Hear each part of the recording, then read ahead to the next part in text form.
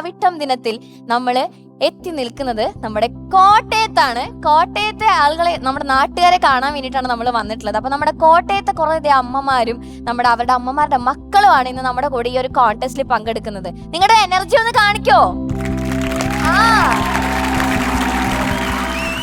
ഒരുപാട് സന്തോഷം നിങ്ങളൊക്കെ നേരിട്ട് വന്ന് കാണാൻ പറ്റിയതിൽ. എങ്ങനെ ഉണ്ടായിരുന്നു? ഓണമൊക്കെ അടിച്ചു പൊളിച്ചോ? അടിച്ചു പൊളിച്ചു അല്ലേ? തിരുവോണമൊക്കെ ആയിട്ട് നമ്മള് തിരുവോണത്തിന് നല്ല സദ്യയൊക്കെ ഉണ്ട്, പായസമൊക്കെ കഴിച്ചങ്ങോട്ട് കിറങ്ങി. ഇന്നലെ എല്ലാവരും ഉറക്കമൊക്കെ കഴിഞ്ഞ് ക്ഷീണമൊക്കെ മാറ്റി നമ്മൾ ഇന്നും കൂടെ പായസം ഇല്ലേ? ഇന്ന് എന്ത് പായസമാണ്?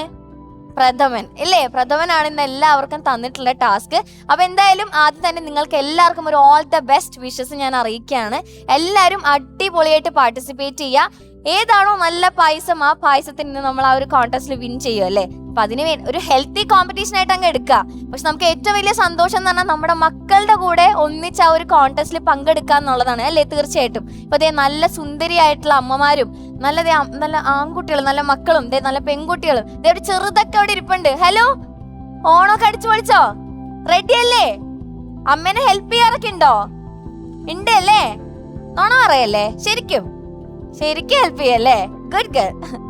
ഓക്കെ, അപ്പൊ എന്തായാലും നമ്മുടെ കോൺടെസ്റ്റ് സ്റ്റാർട്ട് ചെയ്യുന്നതിന് മുന്നേ കോട്ടയത്തല്ലേ എത്തി നിൽക്കുന്നേ. എനിക്കറിയാം നിങ്ങളെല്ലാരും ആനി ചേച്ചിയെ കാണാൻ വേണ്ടിയാണ് വെയിറ്റ് ചെയ്തിരിക്കുന്നതെന്നുള്ളത്. അപ്പൊ എന്തായാലും നമ്മുടെ ഈ ഒരു കോൺടെസ്റ്റ് മുന്നോട്ട് പോകണമെങ്കിൽ നമുക്ക് നമ്മുടെ ആനി ചേച്ചി വന്നേ പറ്റുള്ളൂ. അപ്പൊ നമുക്ക് ആനി ചേച്ചിനെ വിളിക്കാം.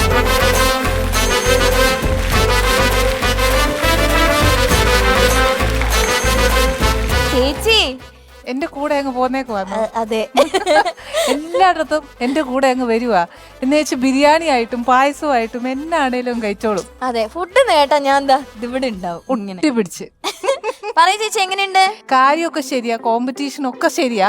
ഞാൻ ചിലപ്പോ എല്ലാവർക്കും അങ്ങ് പ്രൈസ് കൊടുക്കും. ഓ, അങ്ങനെയാണല്ലോ. അങ്ങനെ എവിടെ ആരും തോക്കാനൊന്നും പാടില്ല. പിന്നെ എന്റെ നാട്ടിൽ വന്നിട്ട് ഞാൻ പിന്നെ എന്ത് ചെയ്യാനല്ലേ? എന്നെ പറയാനാ? പിന്നെ അല്ലാതെ അല്ലെ, നമ്മളാരും തോര ചരിത്രമൊന്നുമില്ല. ഞാൻ എല്ലാവർക്കും കൊടുക്കും. അല്ല പിന്നെ ചേച്ചി, എങ്ങനെയാണ് നിങ്ങളുടെ കോട്ടയത്തിന്റെ ഓണം ആഘോഷങ്ങളൊക്കെ എങ്ങനെയാണ്? ഞങ്ങക്ക് കോട്ടയത്ത് ഓണം എന്നുണ്ടോ? ഇല്ല, നമ്മളെല്ലാം ആഘോഷിക്കും ഇല്ലേ? ഈ പറഞ്ഞ പോലെ ഒരു ഇച്ചിരി ഒരു എന്താ പറയാ, വീട്ടിനകത്തൊരു ചെറിയ സന്തോഷം വന്നാൽ മതി, ഞങ്ങൾ ആഘോഷിക്കും അത്.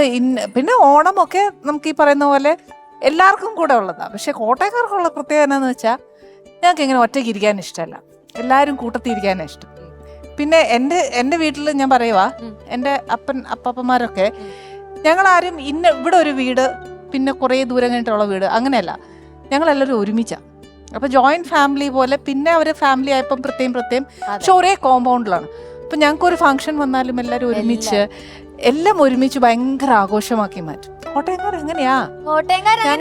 ഞങ്ങളെല്ലാം തുറന്ന മനസ്സുള്ളവരാ അല്ലേ? അതേന്ന്. എന്നാ പിന്നെ നിങ്ങളുടെ സ്വന്തം അനുചേച്ചിക്ക് ഒരു വലിയ കൈയടി കൊടുത്തേ. ആക്ച്വലി എനിക്കുണ്ടല്ലോ, എന്റെ പ്രേക്ഷകരാണ് എന്റെ സപ്പോർട്ട്. ഞാനത് എപ്പോഴും ഏത് നിമിഷവും ഞാൻ പറയും. ഏത് നിമിഷവും ഏത് നേരത്തും എപ്പോഴും ചേച്ചി അത് പറയാറുണ്ട്. കാര്യം എന്താണെന്ന് വെച്ചാൽ എനിക്ക് അവരില്ലെങ്കിൽ ഒന്നുമല്ല. ഞാൻ എന്നെ ഇത്ര ആക്കിയതേ അവരാ, ആ സ്നേഹവാ. ഇല്ലെന്നുണ്ടെങ്കിൽ എം എ ബിഗ് സീറോ. അപ്പൊ ഈ ഓണം നമ്മൾ ഇവിടെ തകർക്കും അല്ലേ ചേച്ചി?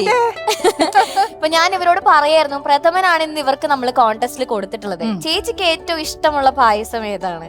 അങ്ങനെയൊന്നുമില്ല, എനിക്കെല്ലാം ഇഷ്ടമാണ്. പക്ഷെ കോട്ടയംകാർക്ക് പ്രഥമൻ കൊടുത്തതാണ് എന്റെ ഏറ്റവും വലിയ സങ്കടം. കാര്യം നോൺ വെജ് കഴിച്ച് ജീവിക്കുന്ന ഞങ്ങളോട് വന്ന് പ്രഥമൻ ചോദിച്ചാൽ ഞങ്ങൾ എങ്ങനെ തരും കുട്ടിയെ?